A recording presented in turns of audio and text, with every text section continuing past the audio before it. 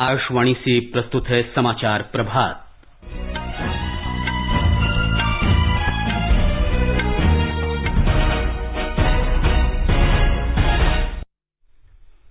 भारत 2 वर्ष के लिए संयुक्त राष्ट्र सुरक्षा परिषद का अस्थायी सदस्य निर्वाचित। प्रधानमंत्री नरेंद्र मोदी ने कहा, संप्रभुता और भौगोलिक अखंडता पर अतिक्रमण की कोशिश करने वालों को भारत मुंह तोड़ जवाब देगा। प्रधानमंत्री आज 41 कोयला खदानों की नीलामी प्रक्रिया आरंभ करेंगे। देश में कोविड-19 जांच प्रयोगशालाओं की संख्या बढ़कर 924 हुई। दिल्ली में कोरोना जांच की कीमत घटकर 2,400 रुपए हुई।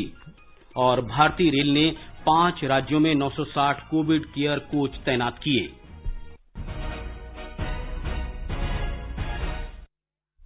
समाचार प्रभात के इस अंक के साथ मैं हूं मुकेश कुमार और मेरे साथ हैं मेरे सहयोगी नवीन सक्सेना। भारत 2 वर्ष के लिए संयुक्त राष्ट्र सुरक्षा परिषद का अस्थायी सदस्य चुन लिया गया है। 193 सदस्यों वाली संयुक्त राष्ट्र महासभा में भारत को 184 मत मिले। भारत के साथ साथ आयरलैंड, मैक्सिको और नॉर्वे भी कल रात सुरक्षा परिषद का चुनाव जीत गए हैं। भारत एशिया प्रशांत क्षेत्र से 2021-22 के लिए अस्थायी सदस्यता का उम्मीदवार था। उसकी जीत इसलिए भी तय थी क्योंकि वो इस क्षेत्र से एकमात्र उम्मीदवार था। 55 सदस्यों वाले एशिया प्रशांत समूह के सदस्यों ने पिछले साल जून में ही भारत की उम्मीदवारी को सर्वसम्मति से स्वीकृति प्रदान कर दी थी। भारत का 2 साल का कार्यकाल अगले साल 1 जनवरी से प्रारंभ होगा। संयुक्त राष्ट्र के इतिहास में भारत 8वीं बार प्रतिष्ठित सुरक्षा परिषद के लिए निर्वाचित हुआ है। संयुक्त राष्ट्र में भारत के स्थायी प्रतिनिधि टीएस तिरुमूर्ति ने कहा है कि भारत को संयुक्त राष्ट्र सुरक्षा परिषद के चुनाव में सदस्य देशों का भरपूर समर्थन मिला और वो इस बहुराष्ट्रीय संगठन में सुधार और उसे नई दिशा देने में नेतृत्व प्रदान करता रहेगा। उन्होंने कहा कि सुरक्षा परिषद के लिए भारत का चुना जाना प्रधानमंत्री नरेंद्र मोदी की दूरदर्शी सोच और खासतौर पर कोविड-19 आपदा के दौर में उनके प्रेरणास्पद वैश्विक नेतृत्व का प्रमाण है। इस महीने के शुरू में विदेश मंत्री डॉक्टर एस जयशंकर ने कहा था कि संयुक्त राष्ट्र सुरक्षा परिषद में भारत की नीति सम्मान, संवाद, सहयोग, शांति और समृद्धि से निर्देशित होगी। उन्होंने ये भी कहा था कि संयुक्त राष्ट्र सुरक्षा परिषद के नए कार्यकाल में भारत का समग्र लक्ष्य नॉर्म यानी सुधरी हुई बहुपक्षीय प्रणाली को नई दिशा देने के लक्ष्य को हासिल करना होगा। सुरक्षा परिषद में 5 स्थायी सदस्यों को वीटो पावर मिली है। ब्रिटेन, चीन, फ्रांस, रूस और अमेरिका स्थायी सदस्य हैं, जबकि 10 अस्थायी सदस्य भी होते हैं, लेकिन इनके पास वीटो का अधिकार नहीं होता। प्रधानमंत्री नरेंद्र मोदी ने कहा है कि पूर्वी लद्दाख की गलवान घाटी में हिंसक झड़पों में शहीद हुए भारतीय सैनिकों का बलिदान व्यर्थ नहीं जाएगा। उन्होंने कहा कि भारत की संप्रभुता और अखंडता के साथ छेड़छाड़ करने वालों को मुंहतोड़ जवाब दिया जाएगा। हमारे लिए भारत की अखंडता और संप्रभुता सर्वोच्च है और इसकी रक्षा करने से हमें कोई भी रोक नहीं सकता। इस बारे में किसी को भी जरा भी भ्रम या संदेह नहीं होना चाहिए। भारत शांति चाहता है, लेकिन भारत उकसाने पर हर हाल में यथोचित जवाब देने में सक्षम है।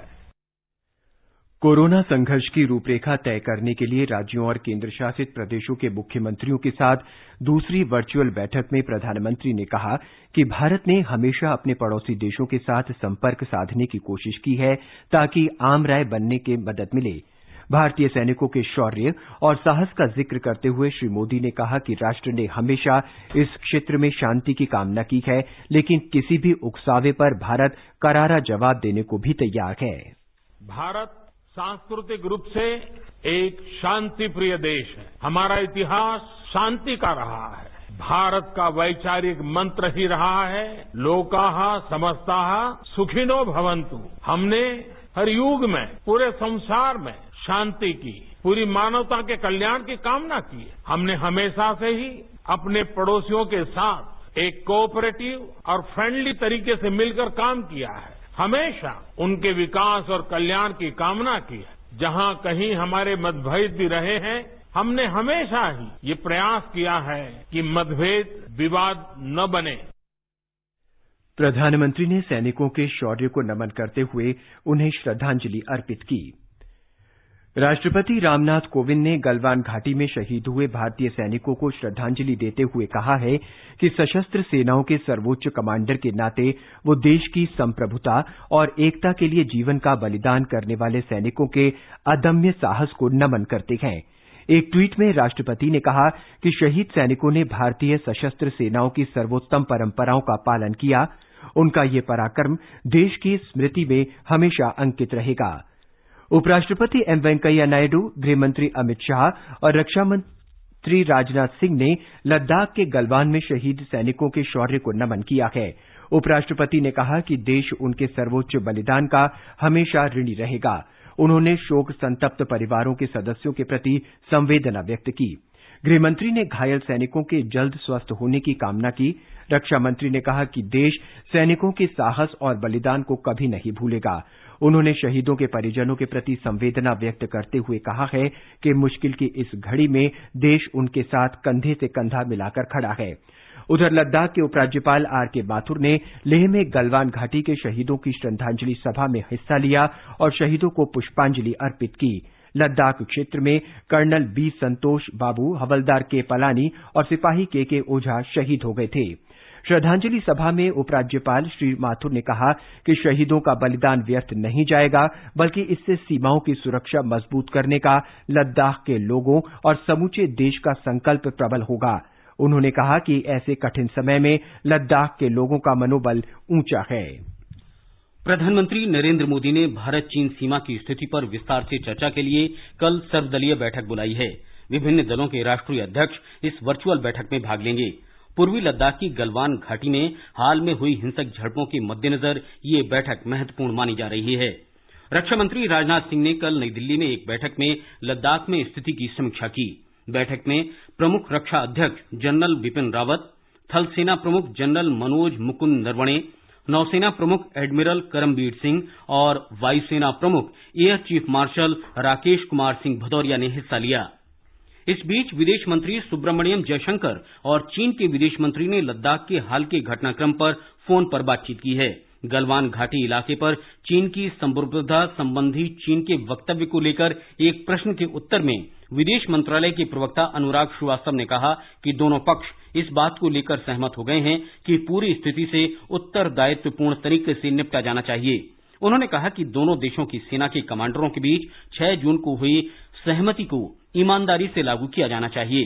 प्रवक्ता ने यह भी कहा कि बढ़ा चढ़ाकर और अमान्य दावे करना दोनों देशों के बीच हुई सहमति के खिलाफ है। आकाशवाणी से बातचीत में रक्षा विश्लेषक कमोडोर सी उदय भास्कर ने पूर्वी लद्दाख में वास्तविक नियंत्रण रेखा पर हाल में हुई झड़पों की जानकारी दी। जिस इलाके में चीन ने किसी प्रकार का दावा नहीं किया है करीब 56-60 साल से, अचानक उन्होंने ये पूरे पांगोंग, गालवान वगैरह में उन्होंने कहा कि ये हमारा एरिया है। साथ साथ उन्होंने इतिहास का प्रयोग करते हुए, जैसे उन्होंने साउथ चाइना सी में कोशिश किया है काफी सफलता के साथ, वो इतिहास को आगे बढ़ाते हुए कहते हैं कि ये सब इलाका ऐतिहासिक रूप से एक जमाने में चीन के पास था। इस बीच लद्दाख में देश की रक्षा के लिए अपने जीवन का बलिदान करने वाले सेना के वीर सैनिक के पलानी का पार्थिव शरीर आज सवेरे तमिलनाडु के रामनाथपुरम जिले में उनके पैतृक गांव में लाया गया। इससे पहले सेना के विशेष विमान से उनका पार्थिव शरीर मदुरई हवाई अड्डे पर लाया गया था। हवाई अड्डे पर जिला अधिकारियों, पुलिस और रक्षा अधिकारियों तथा जनप्रतिनिधियों ने उनके पार्थिव शरीर पर पुष्पांजलि अर्पित की। उसके बाद एम्बुलेंस से उनके गांव तिरुवडानाई लाया गया।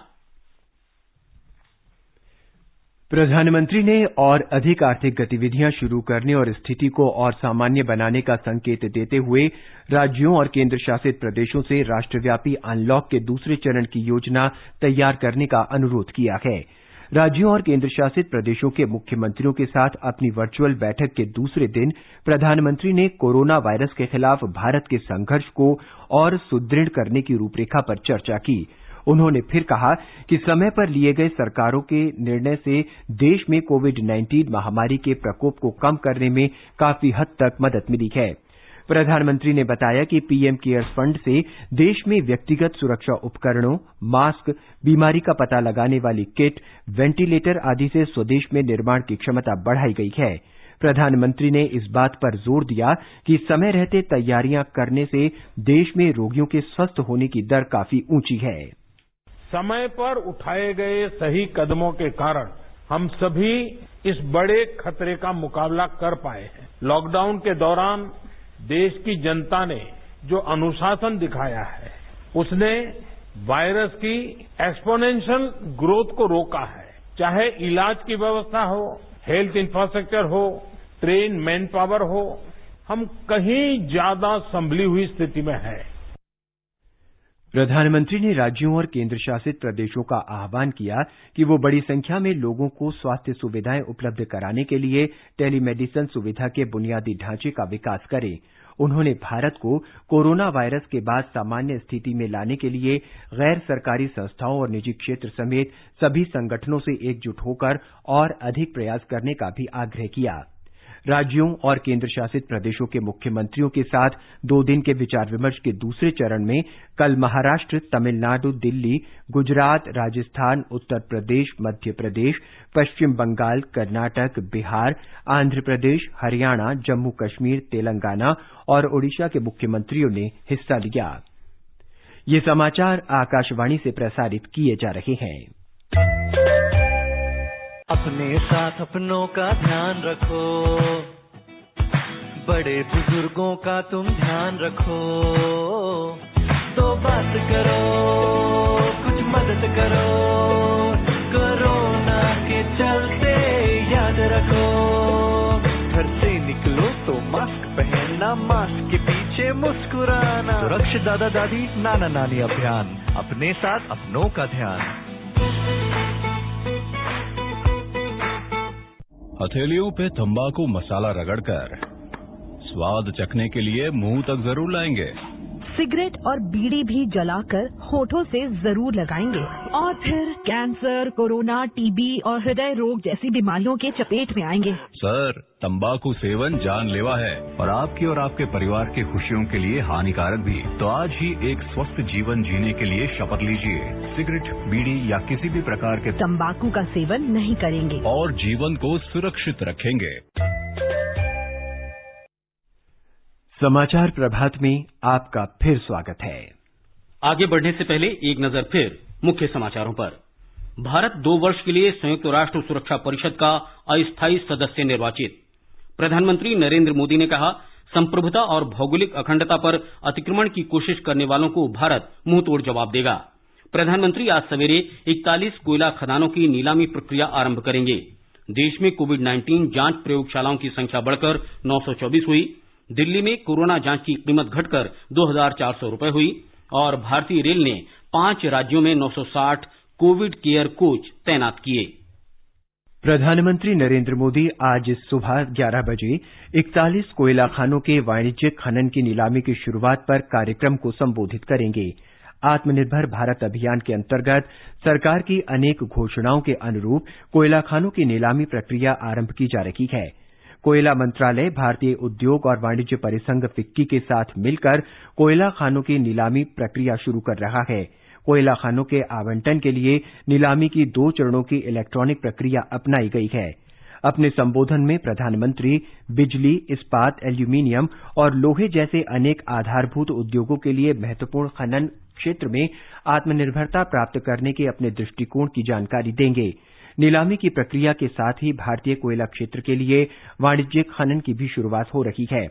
इससे देश को ऊर्जा आवश्यकताएं पूरी करने में आत्मनिर्भरता प्राप्त होगी और औद्योगिक विकास को बढ़ावा मिलेगा। हमारे संवाददाता ने बताया है कि कोयला खानों की नीलामी से 2,80,000 लोगों को रोजगार मिलेगा और अगले 5 से 7 वर्ष में देश में 33,000 करोड़ रुपए की पूंजी निवेश होगा।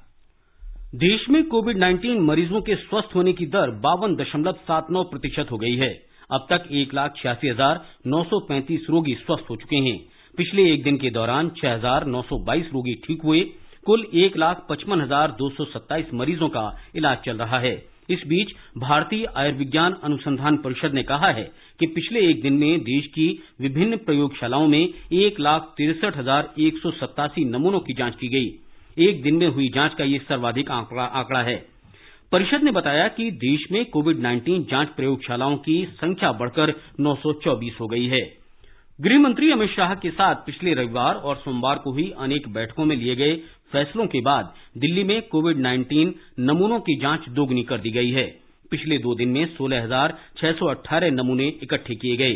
जांच प्रतिदिन 4,000 नमूनों से बढ़ाकर 8,000 कर दी गई है। गृह मंत्री की कोविड प्रबंधन बैठकों में लिए गए फैसलों के अनुरूप दिल्ली के कोविड से सर्वाधिक संक्रमित 242 इलाकों में घर घर जाकर लोगों के स्वास्थ्य का सर्वेक्षण किया गया। कोविड-19 की जांच के लिए प्रयोगशालाओं द्वारा लिए जाने वाले शुल्क के निर्धारण के लिए बनी डॉक्टर वीके पॉल समिति की रिपोर्ट स्वास्थ्य मंत्रालय को मिल गई है और आवश्यक कार्रवाई के लिए दिल्ली सरकार को भेज दी गई है। समिति ने जांच शुल्क 2,400 रुपए निर्धारित किए हैं। भारतीय आयुर्विज्ञान अनुसंधान परिषद ने अनुमोदित किए गए नियमों के अनुसार आज से कोविड-19 की जांच नई रैपिड एंटीजन पद्धति से की जाएगी। ये तकनीक सस्ती और अधिक कार्यकुशल है। दिल्ली में नमूनों की जांच के लिए 169 केंद्र बनाए गए हैं। पंजाब में पिछले एक दिन में कोविड-19 के 126 नए मामले सामने आए, लेकिन विभिन्न अस्पतालों से 77 मरीजों के स्वस्थ होने के समाचार हैं। कल 6 संक्रमित मरीजों की मौत भी हुई। 126 मरीजों में 40 लुधियाना के हैं। इसके साथ ही राज्य में संक्रमण के मामले बढ़कर 3,497 हो गए हैं, जबकि संक्रमण से स्वस्थ व्यक्तियों की संख्या भी बढ़कर 2,538 हो गई है। राज्य में अब तक 78 लोगों की मौत हुई है। इस समय पंजाब के विभिन्न अस्पतालों में कोविड-19 के 881 मरीजों का इलाज चल रहा है। महाराष्ट्र में कोविड-19 के 3,307 मामले और 114 मौतों की पुष्टि के बाद संक्रमित लोगों की संख्या 1,16,752 और मरने वालों की संख्या 5,651 हो गई है। राज्य के स्वास्थ्य विभाग के अनुसार पिछले 24 घंटे के दौरान उपचार के बाद 1,315 लोगों की छुट्टी दे दी गई है। अब तक ठीक होने वाले रोगियों की संख्या 59,166 हो गई है और विभिन्न अस्पतालों में 51,921 लोगों का इलाज चल रहा है। इस बीच मुख्यमंत्री उद्धव ठाकरे ने भारतीय उद्योग परिसंघ द्वारा आयोजित वीडियो कॉन्फ्रेंस के जरिए अग्रणी उद्यमियों से बातचीत की। हमारे संवाददाता ने बताया है कि उद्योग मंत्री सुभाष देसाई और उद्यमियों की ओर से सुनील माथुर, जमशेदजी गोदरेज, नौशाद फोर्ब्स, हर्ष गोयंका, डी त्यागराजन ने इस चर्चा में भाग लिया।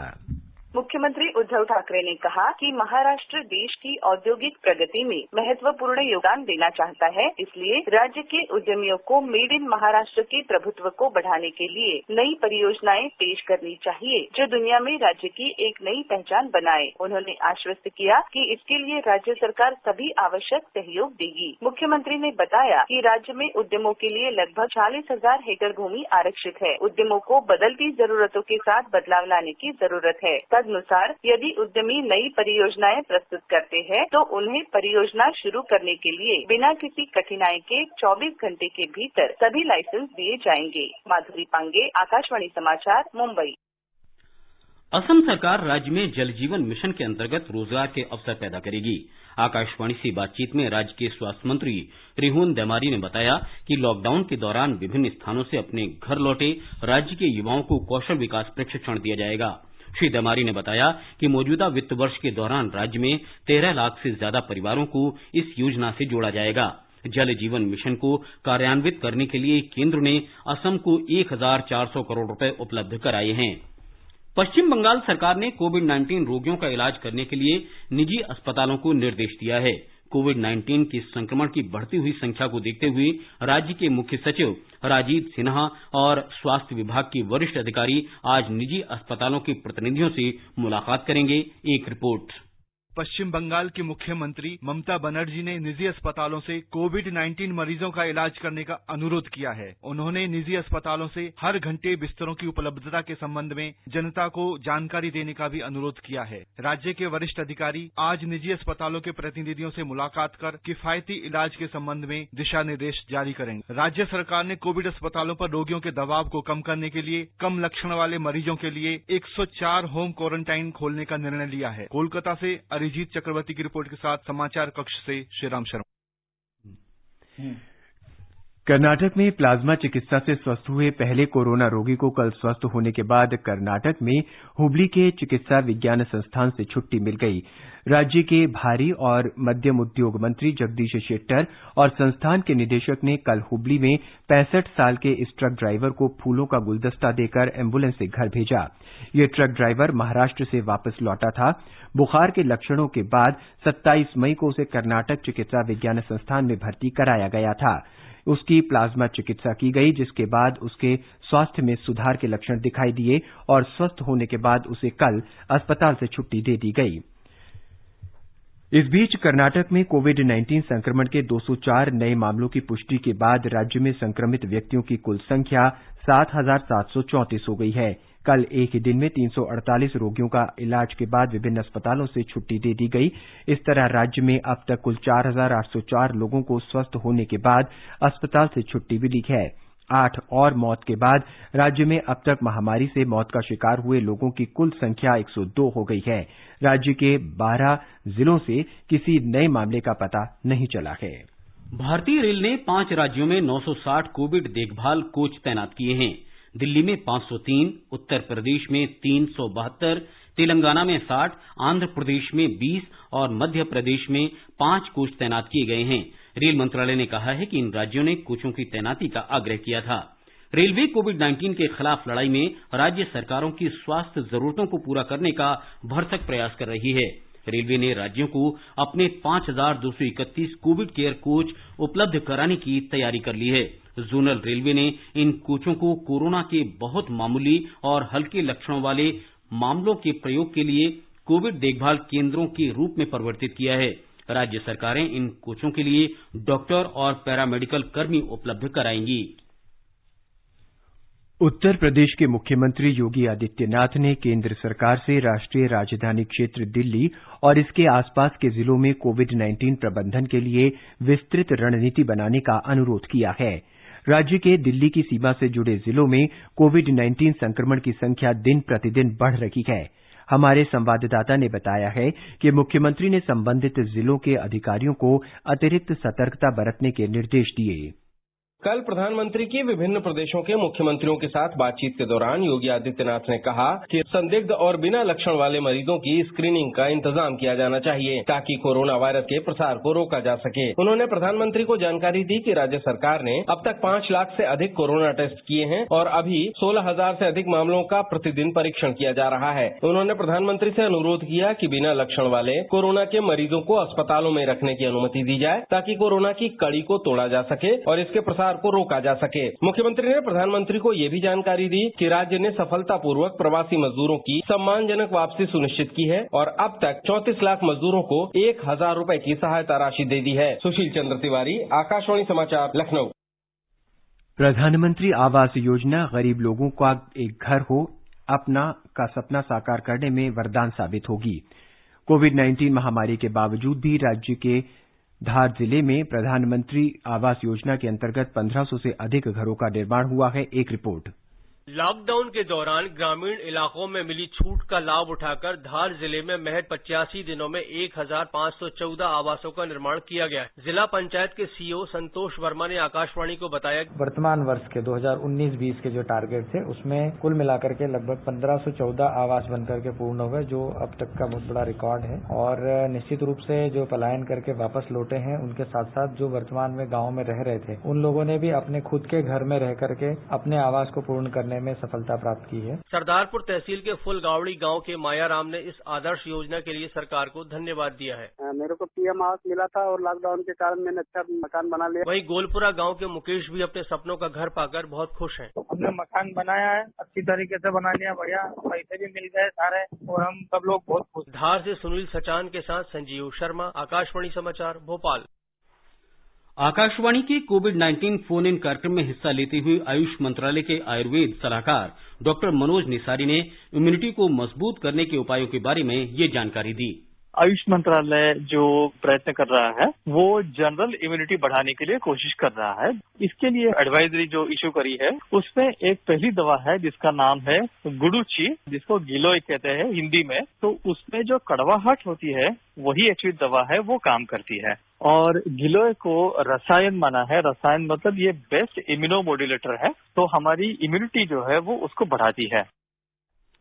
आकाशवाणी का समाचार सेवा प्रभाग आज फोन इन कार्यक्रम में कोविड-19 पर विशेष परिचर्चा प्रसारित करेगा। श्रोता स्टूडियो में फोन कर विशेषज्ञों से सवाल पूछ सकते हैं। नंबर है 011-2331-4444। हमारा टोल फ्री नंबर है 1800-11-5767। और अब एक नजर आज के मौसम पर। राष्ट्रीय राजधानी दिल्ली में न्यूनतम तापमान 29 डिग्री सेल्सियस रिकॉर्ड किया गया, जबकि अधिकतम 42 डिग्री सेल्सियस रहेगा। दिन में तेज आंधी चलने का अनुमान है। मुंबई में सामान्य रूप से बादल छाए रहेंगे और बारिश होने का अनुमान है। न्यूनतम तापमान 26 डिग्री सेल्सियस रिकॉर्ड किया गया, जबकि अधिकतम तापमान 30 डिग्री सेल्सियस रहने की संभावना है। चेन्नई में आंशिक रूप से बादल छाए रहेंगे। तापमान 30 डिग्री और 39 डिग्री सेल्सियस के बीच रहेगा। कोलकाता में सामान्य रूप से बादल छाए रहेंगे और 1 या 2 बार बारिश या गरज के साथ छींटे पड़ सकते हैं। न्यूनतम तापमान 27 डिग्री सेल्सियस रिकॉर्ड किया गया, जबकि अधिकतम तापमान 32 डिग्री सेल्सियस रहेगा। केंद्र शासित प्रदेश जम्मू कश्मीर के जम्मू में अधिकतम तापमान 42 डिग्री और न्यूनतम 26 डिग्री सेल्सियस रहने की उम्मीद है। शहर में आसमान आमतौर पर साफ रहेगा, लेकिन दोपहर या शाम को आंशिक रूप से बादल छाए रह सकते हैं। श्रीनगर में तापमान 13 और 31 डिग्री सेल्सियस के बीच रहेगा। शहर में आसमान आमतौर पर साफ रहेगा, लेकिन दोपहर या शाम को आंशिक रूप से बादल छाए रह सकते हैं। गिलगित में तापमान 14 से 35 डिग्री सेल्सियस के बीच रहने का अनुमान है। आसमान साफ रहेगा, लेकिन दोपहर या शाम तक आंशिक रूप से बादल छा सकते हैं। मुजफ्फराबाद में भी आसमान साफ रहेगा, लेकिन दोपहर या शाम तक आंशिक रूप से बादल छा सकते हैं। न्यूनतम तापमान 22 डिग्री और अधिकतम 38 डिग्री सेल्सियस रहने की संभावना है। समाचार कक्ष से मैं नईम अख्तर। ये समाचार हमारी वेबसाइट newsonair.com/hindi पर भी उपलब्ध हैं। खुजली झटपट दूर करे जालिम लोशन, वही नाम वही काम, कुछ भी नहीं बदला। चर्म रोगों का दुश्मन जालिम लोशन। और नवीन, अब आप बताएं कि आज के समाचार पत्रों में क्या क्या खास सुर्खियां रहीं। मुकेश, लद्दाख में चीन की कायराना हरकत पर भारत के कड़े संदेश को सभी अखबारों ने प्रमुखता से दिया है। हिंदुस्तान ने 2 टूक शीर्षक से लिखा है, देश के जाबाजों का बलिदान व्यर्थ नहीं जाएगा। प्रधानमंत्री नरेंद्र मोदी ने कहा, भारत शांति चाहता है, उकसाने पर मुंहतोड़ जवाब देंगे। जनसत्ता ने प्रधानमंत्री का बयान देते हुए लिखा है, मारते मारते मरे हैं हमारे सैनिक। नवभारत टाइम्स ने दिया है, भारत की चीन से 2 टूक साजिशन किया गया हमला। राष्ट्रीय सहारा लिखता है, चीन के दुस्साहस पर देश भर में गुस्सा। राजस्थान पत्रिका का कहना है, बाज नहीं आए शाह ड्रैगन, देर रात पीएम से मिले रक्षा मंत्री। पत्र लिखता है, भारत से इजाजत लेकर चीन ने हेलीकॉप्टर उतारे, लेकर गया अपने सैनिकों का शव। दैनिक ट्रिब्यून की सुर्खी है, कारोबारियों ने चीन से आयात रोका। वीर अर्जुन की खबर है, चीन को 1126 करोड़ का झटका देने की तैयारी में भारत। अमर उजाला की सुर्खी है, सीमा पर जवाबी कार्रवाई में 3 पाकिस्तानी ढेर। पाकिस्तान ने उत्तरी कश्मीर में 24 घंटे में 3 बार किया संघर्ष विराम का उल्लंघन। नवभारत टाइम्स का शीर्षक है, किराया माफ करने से कोर्ट का इनकार। जजों ने कहा, संकट में मकान मालिक भी हो सकते हैं। दिल्ली उच्च न्यायालय में कोरोना संकट के दौरान किराएदारों को राहत देने वाली जनहित याचिका खारिज। हिंदुस्तान उच्चतम न्यायालय के हवाले से लिखता है, किस्त पर ब्याज वसूलने का तुक नहीं। अमर उजाला ने न्यायालय के आदेश को देते हुए लिखा है, डॉक्टरों को वक्त पर मिले वेतन। काबिलियत शीर्षक से वीर अर्जुन ने दिया है, भारत के पास सबसे ऊंची हवाई पट्टी और ऊंचे युद्ध स्थल पर लड़ने का अनुभव।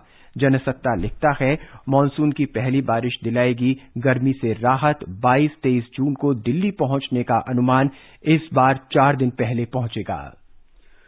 और भारत द्वितीय विश्व युद्ध में विजय की 75वीं वर्षगांठ के अवसर पर मॉस्को में आयोजित सैन्य परेड में भाग लेने के लिए तीनों सेना के 75 सदस्यीय दल को वहां भेजेगा। ये परेड दूसरे विश्व युद्ध में रूस और गठबंधन देशों के सैनिकों की वीरता और बलिदान का सम्मान करने के लिए आयोजित की जा रही है। अंत में मुख्य समाचार एक बार फिर। भारत 2 वर्ष के लिए संयुक्त राष्ट्र सुरक्षा परिषद का अस्थायी सदस्य निर्वाचित। प्रधानमंत्री नरेंद्र मोदी ने कहा, संप्रभुता और भौगोलिक अखंडता पर अतिक्रमण की कोशिश करने वालों को भारत मुंहतोड़ जवाब देगा। प्रधानमंत्री आज सवेरे 41 कोयला खदानों की नीलामी प्रक्रिया आरंभ करेंगे। देश में कोविड-19 जांच प्रयोगशालाओं की संख्या बढ़कर 924 हुई। दिल्ली में कोरोना जांच की कीमत घटकर 2,400 रुपए हुई। भारतीय रेल ने 5 राज्यों में 960 कोविड केयर कोच तैनात किए। इसके साथ ही समाचार प्रभात का ये अंक समाप्त हुआ। नमस्कार।